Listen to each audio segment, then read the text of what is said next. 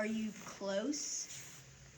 You know, I mean, I know we can't be perfect, so don't expect to be perfect in that, but we should mirror as close as we can as in flesh, but let the flesh go to be able to do it in spirit. And the more we do it in spirit, the closer we're going to be as a mirror. What character traits do you need to work on? And that's a hard one. You know, when you do those deep thinking of those questions, you're like, do I even want to go there? But in order to be like Christ, we have to. Christians are to reflect the nature of God's love by serving others rather than self. You know, we are. It tells us. I should have unlocked my phone. It tells us in verse 2 to walk in love as Christ has loved us, and hath given himself for us, an offering and sacrifice to God for a sweet-smelling Savior. So he is walking in love. We should walk in love, and sometimes that's hard, because we should love others no matter what we feel like they've done to hurt us or whatever, and that's a hard one. That really is. Y'all talk up anytime you get anything. He didn't love us with caution, but with extravagance. No strings attached. And if we could learn to not, we go into relationships and we go into situations with caution, because we feel like we're entitled to that, I guess, and because we don't want to be hurt. But if we would love out of extravagance instead of caution, I think we would probably see more success in the things that God wants us to see. That's hard when you've been hurt. And I think right, and I think that's part of it is, you know, when you've been hurt, it's so hard to just let go and but love. His love wasn't a contingent for him to receive something. His love was actually primarily, he loved us to give us more. So that's a tough one too, because if you think back to the cross, when Christ was on the cross and the soldiers and everything were there and they nailed him to the cross and then they pierced him.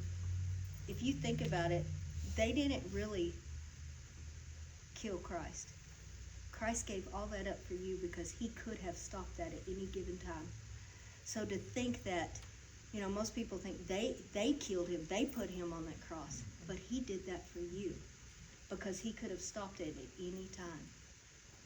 But he didn't. That's how much his love was for us. It was great. It was greater than you could ever imagine. And so yeah, no. You just had to do that, though. Huh? You just had to do that because Abraham was willing to sacrifice Isaac. Yes. Almost did. Yeah, and almost did. No. He was very obedient. He was obligated. Mm-hmm. That's the way it works, though. Yeah. It's odd, though. But he also asked for forgiveness for us. Oh, yeah. Yeah. And that was Even on the always- cross, asking Yeah. for forgiveness for us, for they know not what they do. That's some great love.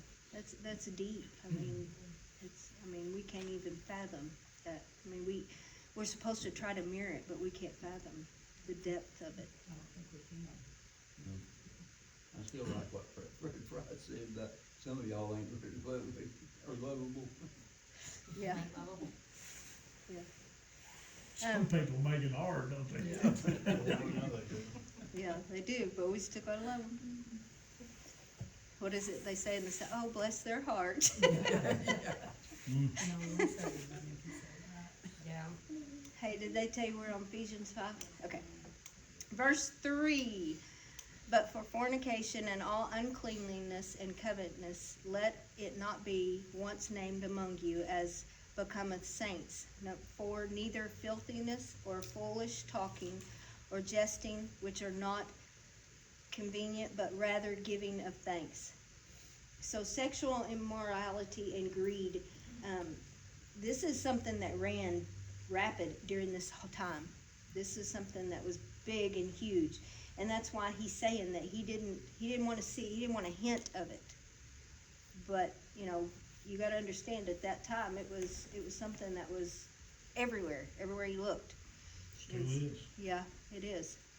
But, and that's why he's saying, I don't even want to see him. You ever been to Albuquerque?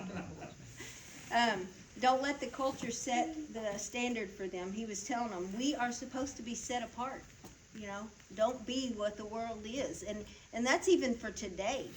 You know, you're not of the world. We shouldn't be of the world. We're in it, so that's hard to be not of the world, but we even today we're not supposed to. Verse 4, he's saying, change your speech. You know, you need to have gracious words, seasoned with salt, being thankful. You're supposed to build others up and not talk down to them and not be that foolish talking. He's saying you shouldn't laugh over things that should make us cry. And a lot of times that's what we do. You know, we laugh instead of, you know, that should break our hearts. You know, for the way we see some, or the things that even go on, or things that we even have gotten caught up in. But instead we kind of laugh it off. And it's because sometimes you feel that conviction and you don't, you know, you kind of just shove it aside because you don't want to deal with it at the time. So you're like, you know, and really we shouldn't be that. We should be crying at those kind of things that aren't of Christ. Anybody got anything else on those? Okay, so verse 5, for this you know that no whoremonger, nor unclean person, nor covetous man who is an idolater hath an inheritance in the kingdom of Christ and of God. You can't adopt a non-Christian life.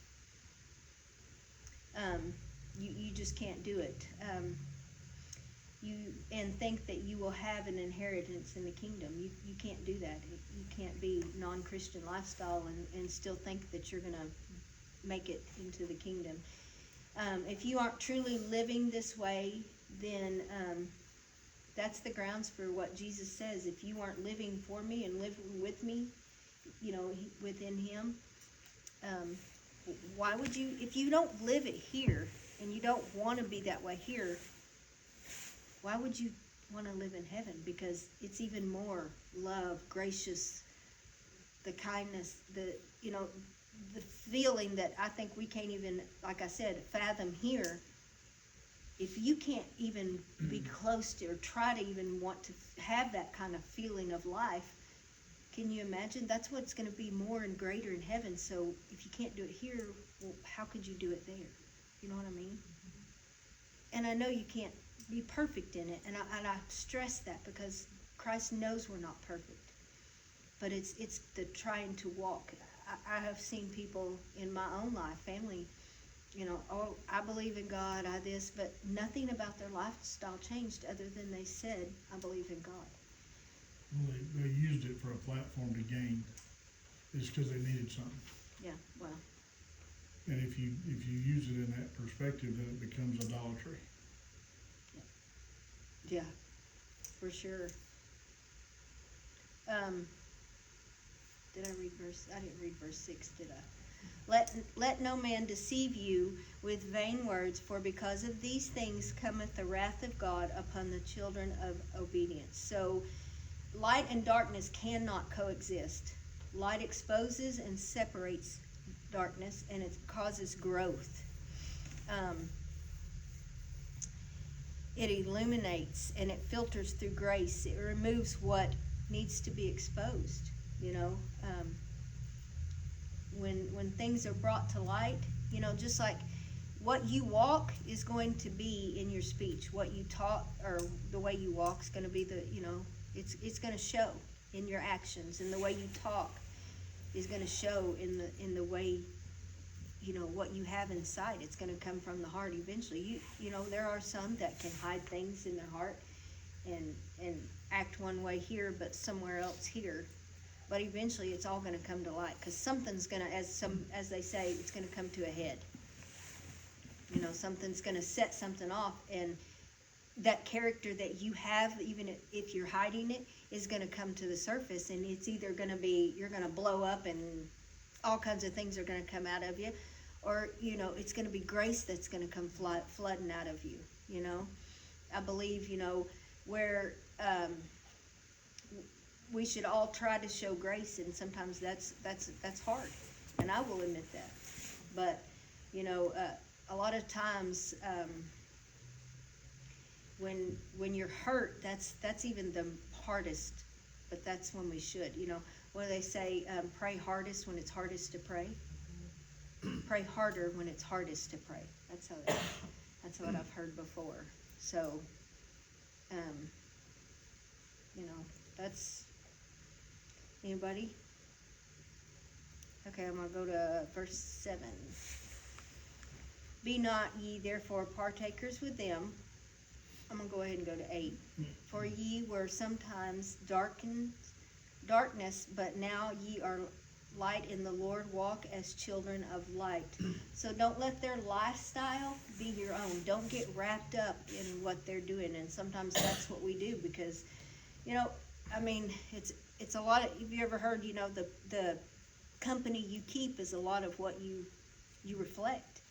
And so that's like making their lifestyle your own, because then you kind of, even sometimes, I know I've had some friends that, and I still call them friends, you know, because I don't know what to do, but like I knew their lifestyle wasn't what I wanted, but I still wanted to try to maybe direct them to the right way.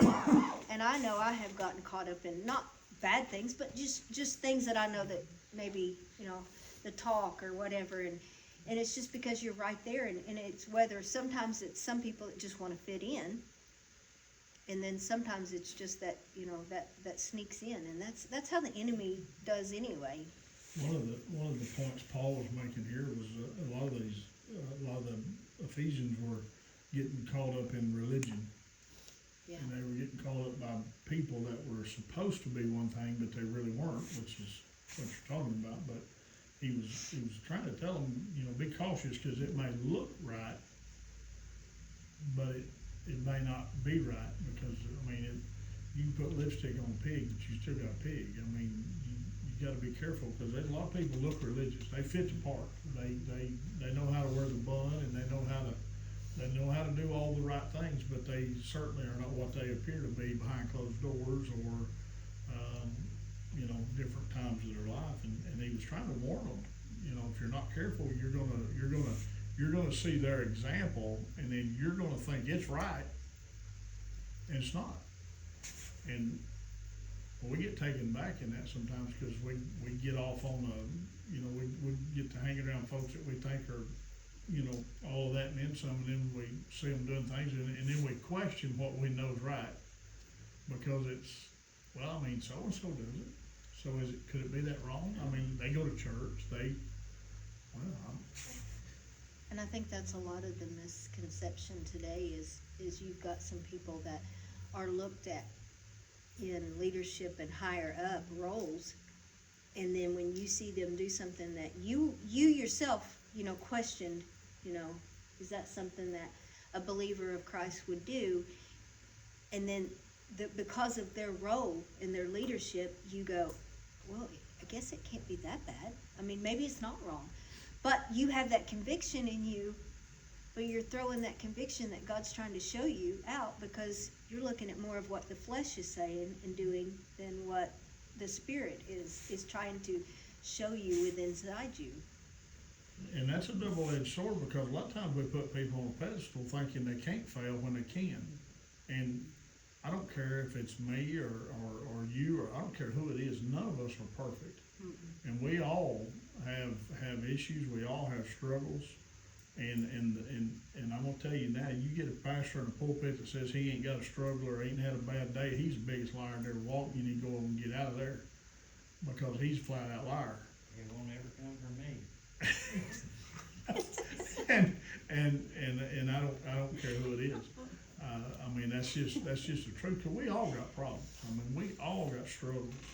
And I was listening to C.T. Townsend wrote a song, and he was talking about he was in out of town at a revival, and he said he was preaching a revival, and he'd gone over and sat down to church at the piano, and he started singing this song, and God began to reveal to him the depth of his depression. And he said, here I am out here preaching the gospel, struggling in my own life. And he said, but that's the reality of who we are.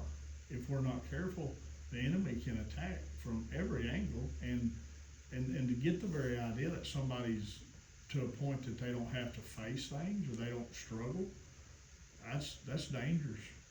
I mean, I had a man used to sit on the second row right there that he constantly telling me, oh, don't forget, preacher, now you live in a glass house. I told him, I said, well, get on up here, because we're going to start throwing rocks, and we need to go and get it broke now. I don't want to live in that glass house. Don't put me in a glass house. I told him, I said, well, if you go to this church, you live in the same glass house. And boy, he looked at me, he's, why? I said, no, people know where you go. And I'm not saying that there's license to sin. I'm just saying that a lot of times we put people on places that it ain't a good place to put them.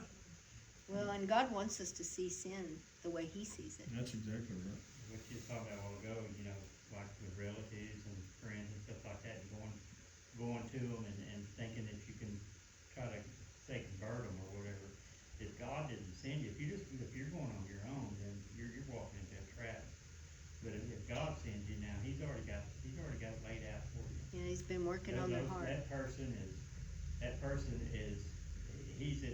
it's at the time that God's drawing him right then, and there's a time for that, all that. Prepared the heart. Yeah, He's already prepared everything. Yeah. So on verse 8, for ye were sometimes darkness, but now are light in the Lord, walk as children of light. Followers of Christ were once in the darkness, but now we're light of the Lord. So just like in John 8:12, I think it is, Jesus tells us that He is the light of the world, and when we walk with Him, we are the light of the world. We become light of the world, because the people are, if we walk in Him and they see Him in us, then that's what they're going to see, and they're going to see that light of Christ. But it's hard sometimes. We, as followers, we must reflect the way the moon kind of reflects the sun, but not like that crescent moon, not the small moon. We're to be the big, huge, bright moon. Christians, the full moon Christians is what I call this. That's what we're to be, to shine that bright light. We can't reflect His light unless we are in the light.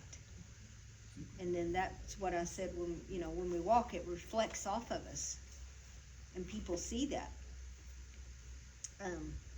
Anybody else yet? Verse 9, for the fruit of the Spirit in all goodness and the righteous and truth. 10, proving what is acceptable unto the Lord.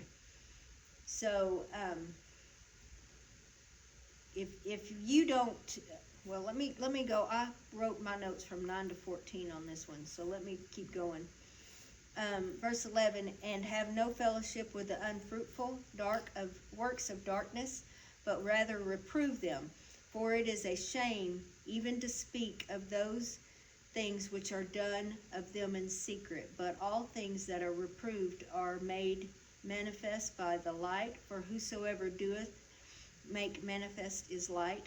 Wherefore he saith, awake thou that sleepest, and arise from the dead, and Christ shall give thee light. So, he, in verse 10, it's testing. It's, we are to discern, we're to study, we're to pray, we're to listen. Proving what is acceptable to the Lord. We have to have that discernment, because just like he was saying a while ago, there's masks that can be worn, and I've seen a few ladies that, and just me, that I know before that I thought were really holiness, way up there, and I put them in that leadership up here role. And then, I've seen things and heard them outside of here, outside of church, that I was like, that's not what you reflect inside those walls, you know? But we've gotta have that discernment, not go off of what we think is in flesh, but what Christ shows us. Sometimes Christ will show you that, in a person, that he wants you to see that, you're starting to put them on a pedestal, but they're not who they portray. And, let that be of Christ showing you, because then you're gonna see more. And it doesn't come from a judging way. It comes from a grace-filled way. Because then you have to start, showing that grace and maybe even ministering to them in a way that they don't even know that you're ministering to them yet. And then they start seeing the light of what they're not walking in, but they're portraying. And generational curses come in a lot of fashions, and religion's one of them. And that's something people don't talk, that's something a lot of folks don't like to think about. They wanna get all the bad stuff in there, but one of the worst for generational curses you can carry is religion, because you get that holier than thou attitude, and you can't work with that. I do this, that's good, but you know who Jesus is. That's the main part, yeah. So verse 15 through 17. See then ye walk circumspectly, not as fools, but as wise, redeeming the time, because the days are evil. Wherefore be ye not unwise, but understanding what the will of the Lord is. So don't miss an opportunity, making choices that you've always made. Don't get in a rut. Don't get in a routine, because sometimes God's going to throw something at you that it's going to throw you off course, but maybe that's the course you're supposed to be taking all along. The only way to make the right choice, and that is to understand God's will. So you have to be walking in that light to understand God's will and know what that is, especially when it comes off course. We all get in these routines and walk this path, and because it's comfortable, it feels familiar, and you get stuck in that. And so then when God tries to show you something, a lot of times, if we're not walking and studying and reading and knowing His Word, being able to hear His voice, even in a whisper, we may miss that, and we can't stay stuck there. Do you have something? I told Brenda last night, sitting there, going through old pictures, and I hate change. I've never liked change. I don't like change. I wear the same pants as long as I can wear them, because I don't like change. I just, I like the familiarity of the things that I'm used to. And I told her, I said, I went back 20 years on pictures, and I said, my Lord, our life has been a constant state of change. And I said, I don't know if everybody's life is that way, but ours has been. And I said, boy, I hate change. We sure have changed a lot. But you don't realize it, because it comes gradually. And a lot of times it's not an optional thing. It's something that you have to do, and so you make adjustments. If we're not careful, the enemy will put things in our life to bring change in a bad way instead of a good way. And he does it so gradually and so silently, we don't even realize we're something we used to withstand against. We begin to compromise, and before you know it, things have changed. And I've said this a million times. When I was a kid, if I said crap, my dad would reach over the seat and slap me plumb into the back trunk. And but nowadays, that ain't nothing. Nor do you hear worse than that on a hairspray commercial. And it's like, what in the world? What has things come to? But we gradually allowed things to progress, and I promise you, there is not anything on television today that my father would have let me as a child watch. don't think there's anything. Because he'd come in, and if he heard something on that TV that, you know, I remember, now I'll date myself a little bit, but I remember when people banned Andy Griffith because he started smoking on there. And Lord have mercy, I mean, the church just rose up against the whole world because Andy Griffith pulled a pack of cigarettes out of his pocket. And I remember thinking, well, I mean, I was a kid, and I thought, well, I don't even know what that is, so it don't make me no difference. I'm gonna watch it anyway, you know. And I mean, silly things that you look at, but I mean, those were the standards then. You know, when I grew up, men and women didn't swim in the same swimming pool. Biggest split the church ever had out there was over the pastor's daughter become a lifeguard. And his own brother stood up in the middle of the church and called him down in it and said, we ain't gonna have no part of this.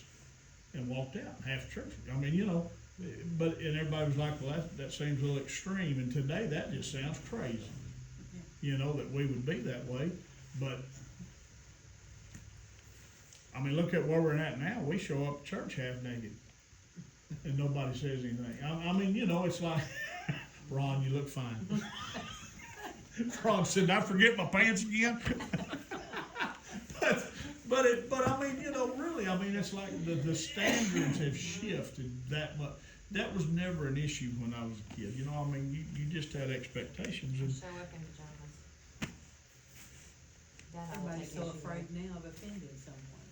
yeah, now nobody wants to say anything. Let me tell you, they didn't mind offending you when I was a kid. Me They, either. Sheesh.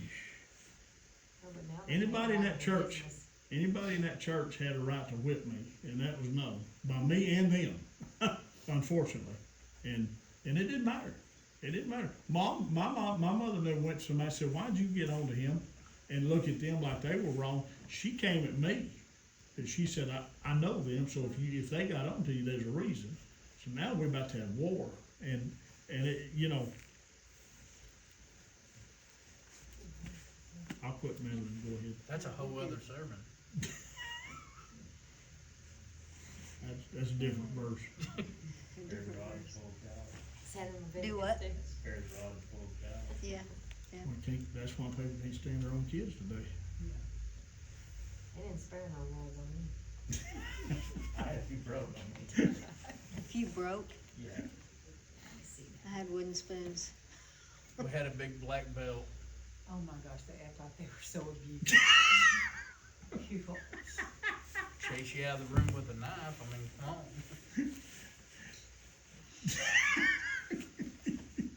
You two need to get up there to that pulpit right now. That's all. Don't Give have- her a pair Hey, of- she about to pull that belt. She about to pull that belt out. It grew from a pair knife to a big old machete. Verse 8. Verse 8. 18. And be, You went backwards. and be not drunk with wine wherein excess, but be filled with the Spirit. So a drunk is under the influence of alcohol, but a person by the Spirit is under the Spirit's influence. I like that. So there's a big difference there, and you need to be under the Spirit's influence and nothing else, not even alcohol or you know, any other kind of, I'm not just talking drugs, I'm even talking, you know, the things that are not of Christ, you know, those kind of influences, those we don't need to be, and those are not of Christ, so you can't imitate him, you can't mirror Christ if you're in those. So to have that influence of Christ, you have to walk under the spirit of influence. The message version here, I like what it says because he takes it to another level. He said, don't drink too much wine, that cheapens your life. Drink the Spirit of God, huge draughts of him. Sing hymns instead of drinking songs. Sing songs from your heart to Christ. Sing praises over everything. He took that to a place that if you're under the influence of the wrong situation, it can cause you to go the wrong direction. And it's not, well, he's not just talking about the alcohol, Yeah. he's talking about, he put it into songs. He don't sing drinking songs, but we all know there's drinking songs. I mean, you know, I mean, it's been years, but there's still certain songs can come on and I'm like, ooh. You know, so, I mean, that, he's saying if you allow the wrong influences into your mind, it will revert you back instead of taking you forward. So It's when you put your take on mind, that their Yeah. lifestyle, that lifestyle again. put your mind in that And you don't- forward. You don't realize you're doing it, but it can be from just a simple song. Ooh, And it reverts back to that old lifestyle. Mm-hmm. And it can sometimes be so gradual that you don't even realize it, and then other times it just kinda smacks you in the face. you gonna quit there, ain't you? You know, I've got my feelings hurt by seeing myself and how these fails or falls or whatever, they don't start the day it happens, they start way before. And that's kind of what you're talking about, if you let that creep in just a little bit, and that little seed there starts to, you know, And it can happen start through to any take kind of, roots. yeah, it can happen, depression, anxiety, not just through alcohol, anything can creep in there. And that's the enemy, trying to, I can get you this way.